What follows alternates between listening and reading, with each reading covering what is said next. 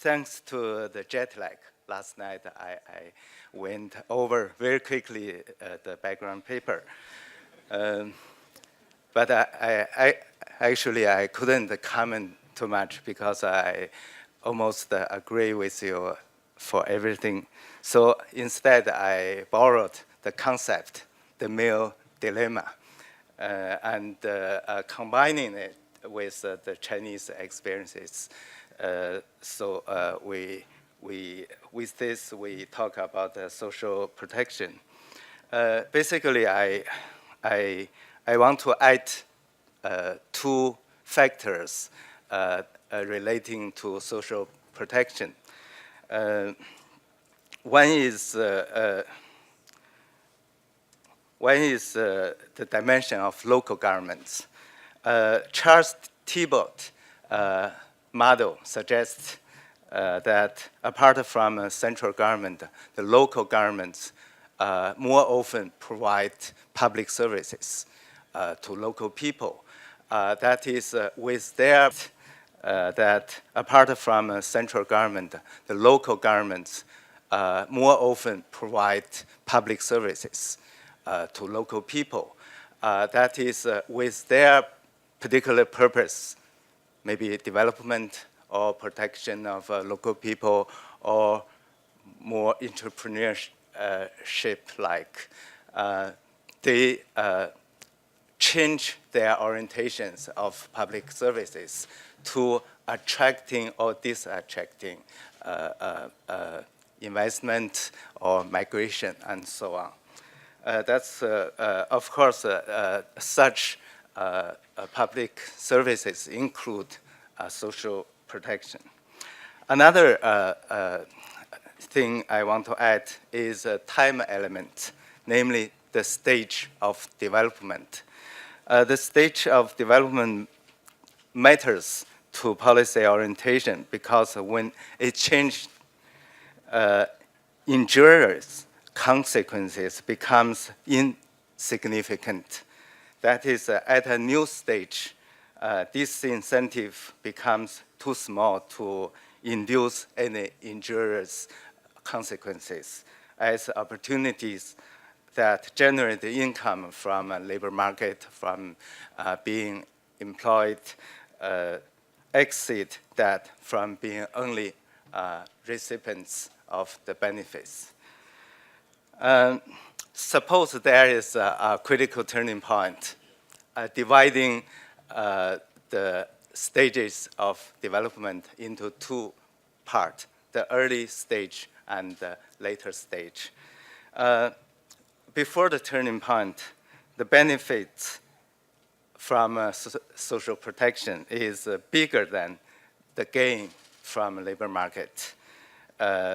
Therefore, injurious consequence tends to be exist or tend to be larger. After this turning point, suppose there is a new stage of development, the more opportunities from labor market are available to gain bigger income from working than that any benefit the social protection can provide. This supposed critical turning point in China is the turning point Lewis type, that we call it a Lewis turning point. So this is a demographic transition graph that in the morning Xiaobo showed similar things already. Actually, this is the population dependence ratio, with the bigger one is youth dependence ratio, and the yellow one is old age dependence ratio. For the past 20 years, China has benefited from the demographic dividend, contributing something like 27% of per capita GDP growth. But as you can see, in about 3 years, the population dependency ratio will stop decreasing. That is, the demographic dividend will disappear. So that with this, we already see the phenomena of labor shortage. In China, we call it 民工荒, that is a shortage of migrant workers, particularly after this Chinese New Year. There are widespread labor shortage nationwide. So this is, we call this the sign of Lewis turning point.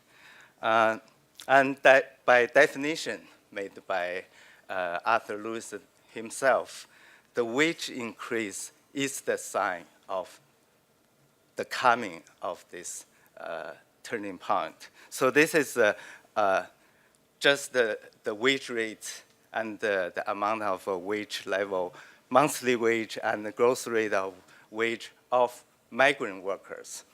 From this, you can see before the year 2004, there was almost no increase. But afterwards, the increase have been dramatically. And even during the crisis, the 2008 and 2009, there was 2 digits of growth rate of migrant workers' wage rate. So this is another evidence for the coming Lewis turning point. And when Lewis turning point comes, there are so many changes. First of all, not only the market force, but also the government policy orientation responds to those changes of development stages. And the responses have been altering the extent to which social protection mechanism functions.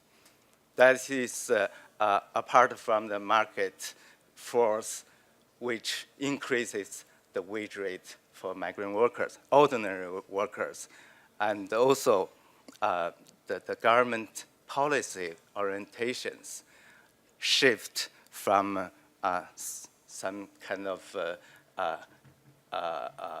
focus to a new focus that I will describe later. And the Chinese government has long considered as a developmental state or entrepreneurial state or competitive governments. That is, the government,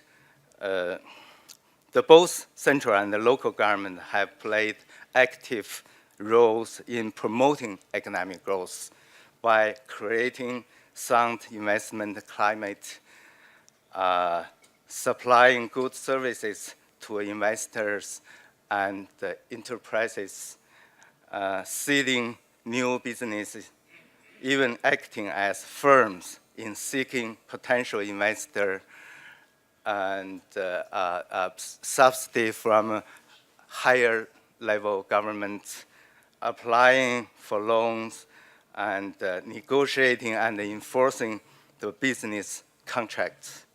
All those actions have been GDP oriented, while left behind social protection relatively undeveloped. That is what happened before the Lewis turning point.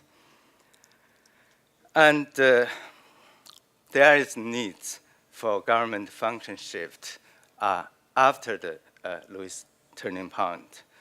The Lewis turning point characterized by exhaustion of surplus labor brings forward new demand for government functions. That is a requirement of shifting what Chinese government really do is continuation of its unique profile as a developmental state or entrepreneurial state and competitive government especially competitive local government competing each other in the period of Louis Turning Point. First one, I will give three types of changes. First one is social protection-oriented lawmaking. The central legislature gives top priority to lawmaking in the field of social issues in the past years. For example, there are only four labor-related laws in China, but three of them had been enforced in the year 2008. That is the employment contract law, employment promotion law, and labor disputes mediation and arbitration law. That is a new direction for the lawmaking. Secondly is the labor market institutions.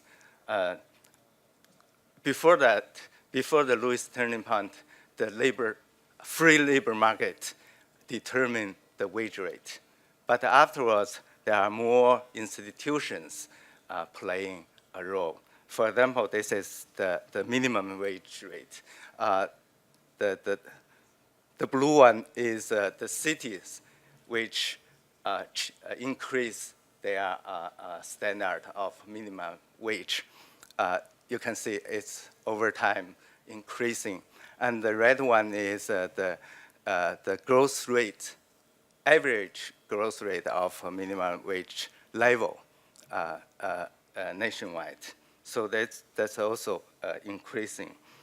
And the last one is the social security system becomes more inclusive from farmers, particularly for farmers and migrant workers.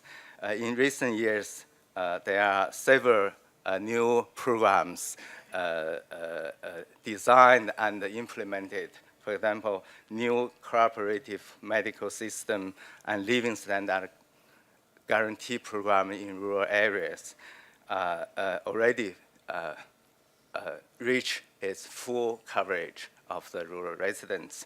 And also, there are some new social pension, especially the new rural pension system is being designed and piloted now. For this year, about 25% counties of China will be covered by these programs. And also there are some similar programs are designing and experimenting. So this is what I want to say. Thank you very much.